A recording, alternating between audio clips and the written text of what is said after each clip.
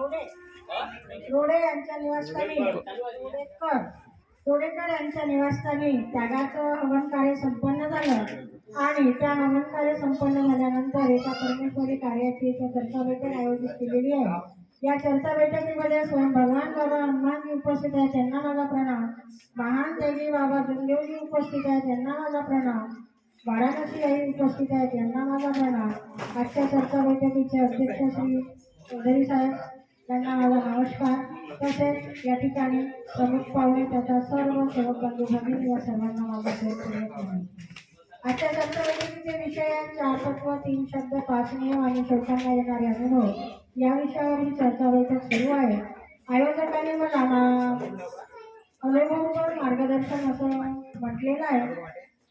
तर महान देवी बाबा जमदेवजींनी या मार्गाची उत्पत्ती जेव्हा केली तेव्हा एका परमेश्वराला वचन दिलं की भगवान बाबा हनुमानजी मला जरी तुम्ही बेईमान म्हटलेले आहे पण याचं उत्तर त्यांनी शोधलं आणि इमानदारीने तुझे निष्काम भावनेने तुझे कार्य करीन असं एका परमेश्वराला वचन दिलं आणि मरेपर्यंत बाबा जमदेवजींनी निष्काम भावनेने एका परमेश्वराचे कार्य केलं आणि त्यांच्या दारावर जो कोणी दुःखी कष्टी व्यक्ती जात होता त्यांचे दुःख त्यांनी तत्वशब्द लिहाच्या माध्यमातून दूर केले। असा हा मार्ग बाबाने निर्माण केला आणि आम्हा सेवकांना फटकार दिलेला आहे आणि या मार्गातील सेवक सुद्धा निष्काम भावनेने कार्य करत असतो। जो व्यक्ती मार्गदर्शक असतो तो साध्या कार्यवाल्याकडून सुपारी सुद्धा घेत नाही, पाणी त्याच्या घरचं घेत नाही जोपर्यंत त्याच्या कुटुंबामध्ये समाधान मिळत नाही आणि त्यागाच्या कार्य समाप्त होऊन हवन कार्य घडत नाही तोपर्यंत त्या ठिकाणचे कुठलेही पदार्थ तो सेवन करत नाही किंवा अपेक्षाही करत नाही। असा हा मार्ग महान देवी बाबा जमदेवजी आम्हा सेवकांना फटकार दिलेला आहे पण त्याची किंमत आम्हाला कळत नाही। कारण मानवी म्हणजे चंचल आहे, कारण तो क्षणातच कुठे जातो आणि कुठे राहतो हे माहीत नाही। आपल्याच मनावर आपला ताबा नसतो, मनावर जसा ताबा नसतो त्याचप्रमाणे आपल्या जिभेवर सुद्धा ताबा नसतो। कारण या मार्गामध्ये तत्वशब्द नियमाची शिकवण दिलेली आहे। आधी स्वतः आचरणात आणायचं आहे आणि मग इतरांना शिकवायचं आहे। आमचं उलट चालतं। या मार्गातला सेवक काय करतो की मला ते उलट चालत असतो, तो इतरांच्या गोष्टी ऐकतो आणि सेवकांमध्ये फूट पाडण्याचं काम करतो। बघा बाबांनी हे सांगितलंय कोण काय करतो त्याच्याकडे लक्ष घालू नको, तुला काय करायचं ते विचारात घे आणि त्याच्याप्रमाणे तू पुढे जा। तसा जर पुढे गेलास तर तुझं कुटुंब तुझं जीवन हे सुखी आणि समृद्ध होईल। कारण त्याचा अनुभव मी माझ्या कुटुंबात स्वतः घेतलेला आहे। अनुभव घेऊन तो इतरांपुढे मांडत असते की बघा आमच्या हातून चूक झाली, तुम्ही चूक करू नका। माणसाला प्रत्येक वेळेस पैसा कामात येत नाही, प्रेमाचे 2 शब्द कामात होते कारण त्या प्रेमाच्या शब्दावर आमचा भगवंत उभा राहतो। कुठेतरी चौधरी साहेबांचे प्रेम गुंतलेलं असेल, जिव्हाळा असेल, आपुलकी असेल, त्या शब्दावर परमेश्वराने झटकारून दिलं होतं। बाबा हनुमानजीने झटकारून दिलं होतं। बाबा म्हणाले जुम्मन चौधरी की इतनी तारीफ क्यों कर रहा है, उसे मेरे पास आने दो, वो मेरा है, यहाँ रह के भी ये कार्य कर सकता है। पण बघा परमेश्वराची केलेली विनंती, हक्काने मागितलेला शब्द हा कामात आला। बाबा माझं सौभाग्य मला परत पाहिजे, काही झालं नाही पाहिजे, मी दवाखान्यात नेलं असं ऑपरेशन आहे 9 तास चालणार आहे त्या ठिकाणी तुमची उपस्थिती हजर आहे। मोदी बोले ऐसा कैसा हो सकता है, बोले नहीं कैसा हो सकता है बाबा आप आ सकते हैं, आप अमेरिका जा सकते हैं तो चंद्रपुर नहीं आ सकते, नागपुर नहीं आ सकते हो। लेकिन चौधरी साहब अंदर रहेंगे, उसके पास कोई नहीं रहेगा। डॉक्टर लोग कौन सी दवा देते हैं ये मुझे क्या पता, मैं तो बाहर रहूंगी, वो तो मुझे दिखेगी नहीं, लेकिन ऑपरेशन के टाइम आप उनके पास मुझे चाहिए। आणि त्यावेळेला बाबा नाशिकला नेताना या गावी दौऱ्यावर होते। अशोक प्रकारे असतील बाबा फोन गेला तेव्हा त्यांना कळलं होतं कदाचित, पण तोपर्यंत त्यांना कळायचंही होतं.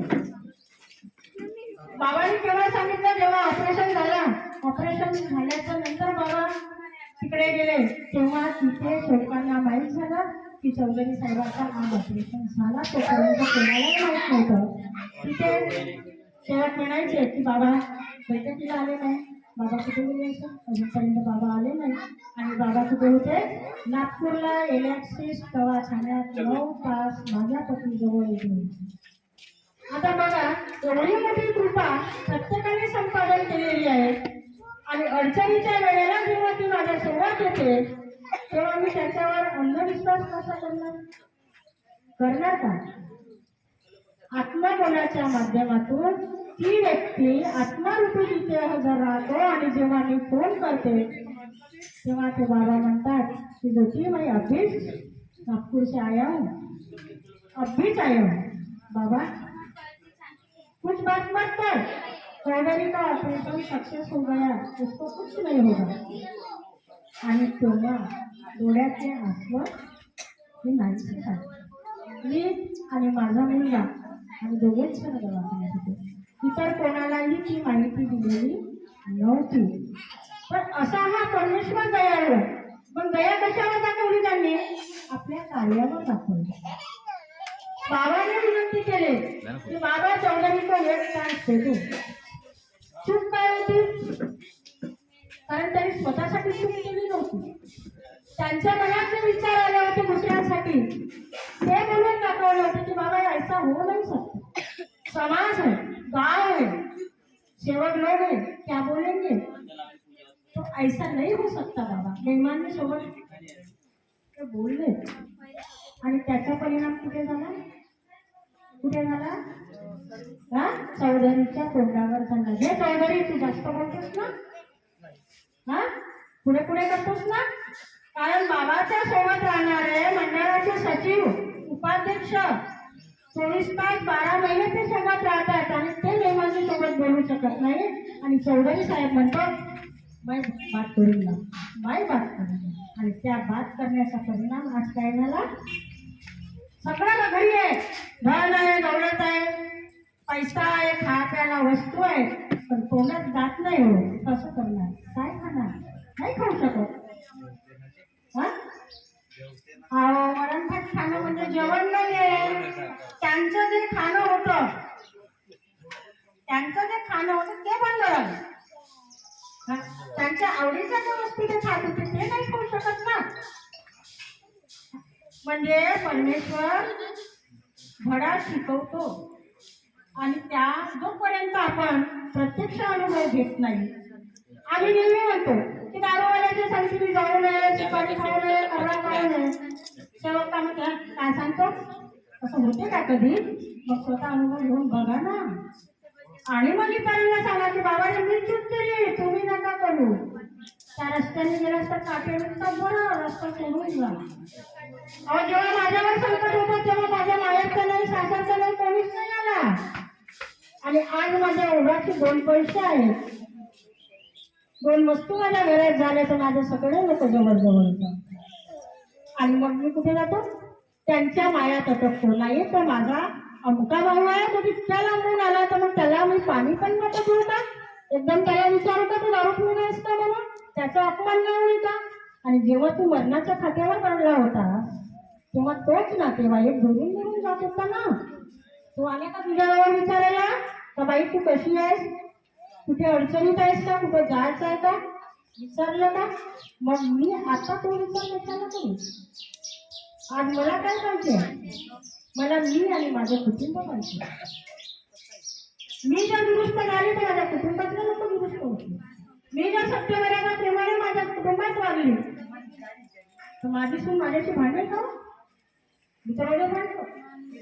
मी काही म्हणा, तुम्ही म्हणा खरंच तुम्हाला सून आहे का? आहे. 2 नातनी आहे, छोट्या छोट्या नातनी पण भांडते माझ्याशी आणि मी पण भांडतो. त्याला भांडण नाही म्हणून. एखादी गोष्ट जर तिची चुकत असेल तर आपण तिला सांगू शकतो प्रेमाने. आणि तोच जर आवाज वाढवून मी सांगितलं तुम्हाला सकाळचं 9 वाजताचं जेवण माझ्या डब्याला मिळेल का? ऐका नाही भेटणार तर तेच तर करू नये. म्हणून ह्या सगळ्या गोष्टी कुठून घडत असतात? प्रेमातून घडत असतात. प्रेम महत्वाचं, आपुलकी महत्वाची, आणि ती जर आपण आपल्या कुटुंबापासून सुरुवात केली तर शेवटांना पूर्ण ते आपण देऊ शकतो ना. दारात आलेला हा सेवक आपला नातेवाईक आहे, माझा भाऊ आहे, माझा दीर आहे, तो सेवक आहे. आणि ते जे लांबचे असेल ते काय असेल लांबचं, त्याला तिथेच ठेवा ना. अनुभव सांगा, असं होते का? भूत येते का? अरे भूत कसं आहे ते पाहिलं नाही का? भूत अंगात येते, डोलते, ते मुंडकं हलवते, आणि आत्मबोध कसे येतात? बोलते का? मग इथून थोडासा विचार करा ना. बाबाच्या हयातीतले अनुभव तुम्हाला काय? तुम्हाला माहित आहे? ऐकले? त्यावेळेस तुम्ही सानिध्यात होते, नव्हते सानिध्यात, तुम्ही कसा विश्वास करणार? बाबाच्या हयातीमध्ये जेव्हा मी 5व्या वर्गात होते, आता मला तुमची उत्पत्तीच होते झाली, कारण एका ठिकाणी म्हटलं होतं चौधरी मॅडमची उत्पत्तीच मार्गात येईल. ते अनुभव आता या आत्मबलाच्या माध्यमातून त्याच्याशी संगड घालतात, तेव्हा आमचा काय बसतो? विश्वास बसतो. माझ्या काकाने म्हटलं होतं, जेव्हा बाबा आले आले का यांना काढणार रस्सी पाडायची कामं काढणार गाव म्हणजे 1.25 लाखाचं गाव आहे ना शिरसोली, तिथे बाबाचा दौरा होता आणि तो खरबीला जाणार होता. तर म्हणजे आमच्या गावाचं गाव पडलं. बाबा माहिती दुर्गीच म्हणजे माझ्या वडिलांनी इच्छा व्यक्त केली की बाबा तुम्ही जातच आहे तर माझ्या निवासस्थानी घ्या, आपण थंड पिऊ बा आणि नंतर पुढे जाऊ. माझ्या काका आणि माझे उत्तर गेलो. माझ्या वडिलांनी माझ्या काकाला सांगितलं. त्याच्या मनात कुठले विचार आले माहित नाही, पण बाबा घरी आले, पण बाबांनी लस्सी प्यायली नाही, तिने भाई कोणी पिलालं नाही. आणि तो अनुभव आता बाबा सांगतात. चौधरी साहेबांसोबत गावाच्या निवासस्थानी गेली होती 2 पोरं धरून, प्रवासन झालं, पेढा घेऊन गेली होती, पेढा बाबांसाठी मार्गात आली होती. पण तिथे मंडळाचे अध्यक्ष आणि एक पारधी त्यांनी बाबाला पेढा खाऊ दिला नाही. बाबा जिवंत होते. आता ती गोष्ट कोणाला माहीत? आम्हा दोघांना आणि बाबाला. तिसऱ्या माणसाला माहिती का? ते मंडळाचे वेगळेच दिले होते. पण बाबांनी दौऱ्यामध्ये ती आठवण यांना करून दिली होती. चौधरी जब छोटे छोटे तेरे बच्चे थे वो लेके आया था और पेड़ा लेके आया था, वो लोगों ने मुझे खाने नहीं दिया, शुगर बढ़ती लेकर. मग याला तुम्ही भूत म्हणा? याला भूत म्हणाल का? मग स्वतः अनुभव घ्यायचा. एखादी इच्छा मनात व्यक्त करा तुम्ही, आणि तुमच्या वडवड्याच्या ठिकाणी बाबा येणार आहे त्या बैठकीत जाऊन बसा, चुपचाप बसा. म्हणजे सकारात्मक विचार नका मांडू, नकारात्मक विचार मनात घेऊन जा आणि बघा काय घडते. तुम्हाला सांगावंही लागणार नाही, तुमच्या मनातले ते बरोबर ओळख. कोण? बाबा ओळख. आणि तुमचे विचार त्या परमेश्वरापर्यंत पोहोचवते. चौधरी साहेब तर चंद्रपूरला होते. नाव गाव पत्ता वस्तू प्राणी काय माहीत मेहमानजीला. तरी मेहमानजी म्हणते की चौधरीची इतकी तारीफ क्यों करा, म्हणजे त्यांची कुठेतरी फाईल आहे. स्वर्ग कुठे माहित नाही, गेल्याशिवाय माहित होणार नाही. तो अर्ध्यावर आहे का वरच आहे माहित नाही. माझा भाऊ मरण पावला मागच्या फरवरी महिन्यात माझ्या रिक्षाला. त्याला म्हटलं काय रे पुनर्जन्म का नाही मागतलास तू? पुनर्जन्म का नाही मागतलास? तो का म्हणते माझा आत्मबोलावर विश्वास नव्हता ना, म्हणतो म्हणून नाही मागतलं. म्हणजे आत्मबोल काय आहे? जेव्हापर्यंत तो धर्तीवर होता गोवाळी मंडळाच्या अध्यक्षाचा मुलगा, तोपर्यंत त्याने विरोध नाही केला, पण तो मनातून स्वीकारत नाही. कार्यक्रमात जात नव्हता, असं जात होता झलक दाखवत होता आणि पुन्हा तो येत होता, नमस्कार चमत्कार घेत होता. त्याच्या मनामध्ये कुठेतरी ते खटकत असेल, त्याच्या मनात कुठेतरी खटकत असेल. आणि एक पुण्याचं काम त्याने केलं, एक पुण्याचं काम त्याच्या आयुष्यात. ते पुण्याचं काम बाबा झुंदेवजींनी त्याच्या कामात आणून दिलं. पाताळात नेत होते म्हणजे पाताळ. पाताळ म्हणजे माहिती आहे स्वर्गातली भाषा, सांगावं नाही म्हणतात पण सांगतो जेणेकरून तुमच्या हातून कशा चुका व्हायला नको. तेव्हा बाबांनी अडवलं एमाला. मला म्हटलं यम कसे असते रे, यम कसे असतात आता सांगू म्हणते. ते असे शिंगवाले असते ना म्हणते, तेव्हा म्हणते यम म्हणते. ते आले होते न्यायासाठी म्हणते. म्हणजे आमच्या ग्रामीण भाषेत नाही ना, आता तुम्ही वरोड्याचे लोकांसुद्धा बोलता, आम्ही खेड्यातले. आणि ते म्हणते मला पाताळात येत होते. तेव्हा बाबा झुंदेवजी तिथे आले, त्यांनी माझा हात पकडला आणि यमाला म्हटलं म्हणे की इसको छोड दे मेरा है. त्यांनी सोडून दिलं म्हणे. आणि नंतर त्याला एका विश्रामगृहात नेलं, आंघोळीला पाणी दिलं, साबण दिली, दिले भाऊ गुरुदेने त्याला कपडे दिले.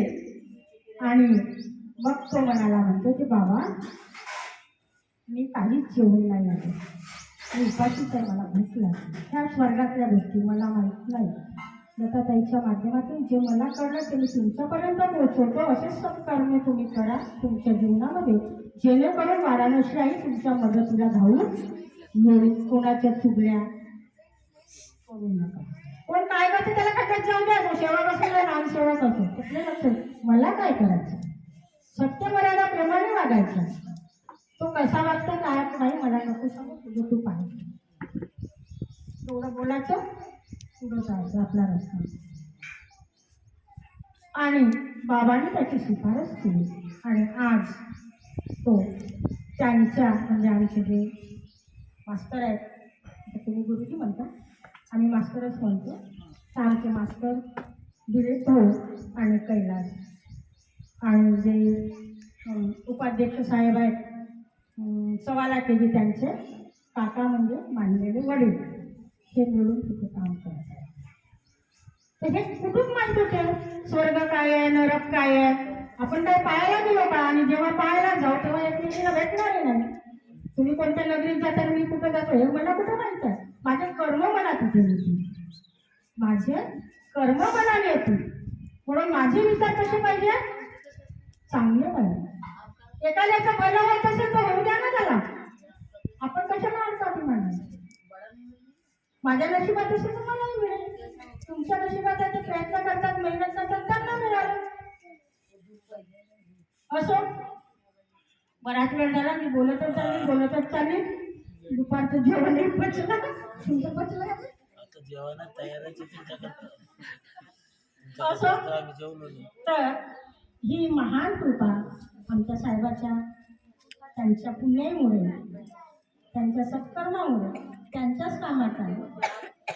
बोललेले शब्द हवेत निघून गेले, पण झालेलं ते दुखणं आहे, दुःख आहे.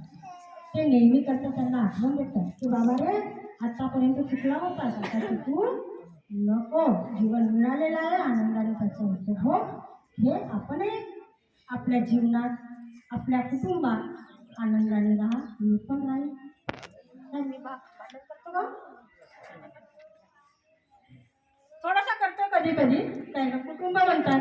कारण आज नाही रात्री तुम्हाला सांगतो का समज आणि नासमज कशी होते. ते काय म्हणाले, 9 वाजता मला निघायचं आहे, हवन भेटली पाहिजे.